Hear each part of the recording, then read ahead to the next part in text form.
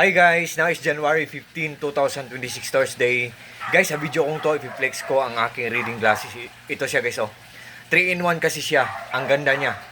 3-in-1 siya kasi reading glasses pa siya, anti-radiation pa siya, at the same time, photochromic din siya. What I mean po, photochromic, kung matatamaan siya ng full light of the sun or init ng araw, magiging tinted ang mga glasses niya. Para siyang sunglasses. Ang ganda niya. Tapos, guys, ang ganda ng accent. What I mean, ang ganda ng design niya. Oh, pare siyang salamin. Transparent lang. Ang ganda guys, oh. Oo. 'Di ba may grade? Kung gusto niyo ng guys, ang grado nyo positive, nandyan din. I-add to cart nyo tapos may mag-a-appear na mga choices. Positive or negative, 100.50, 100.75, 100.25. Pangatlong beses ko na tong in-order sa guys, sa shop na Hiaiwa shop. Ang ganda ng mga quality ng mga nila. Mga reading glasses nila. Kasi guys, ang ganda pa ng mga durable pa, pulidong-pulido, durable, tapos affordable. Yun, ang ibig ko sabihin guys. Mura lang. Tapos ang ganda pa ng mga design or ang ganda pa ng mga accent. Look at guys, oh.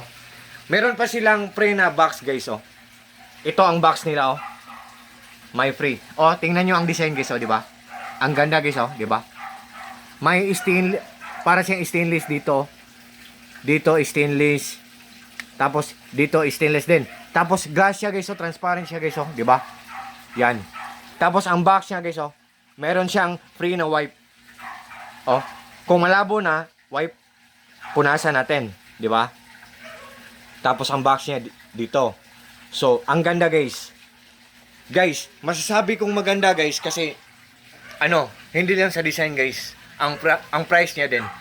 Kung mayroon tayong reading glasses na mamahalin guys, kung anong grade nila doon, kung anong grade natin doon, accurate din dito sa mumurahin lang na reading glasses, tapos anti-radiation pa, photochromic pa, 3-in-1 pa. Ang ganda po nito, pwede nating iregalo sa daddy natin or mommy natin, or papa natin or mama natin, tatay natin or nanay natin, sa mga brothers and sisters natin, sa grandpa natin or sa grandmother natin. Pwede guys. Or sa mga friends natin guys, sa mga cousins natin, sa mga titos and titas din natin guys, di ba? Kasi mura lang siya.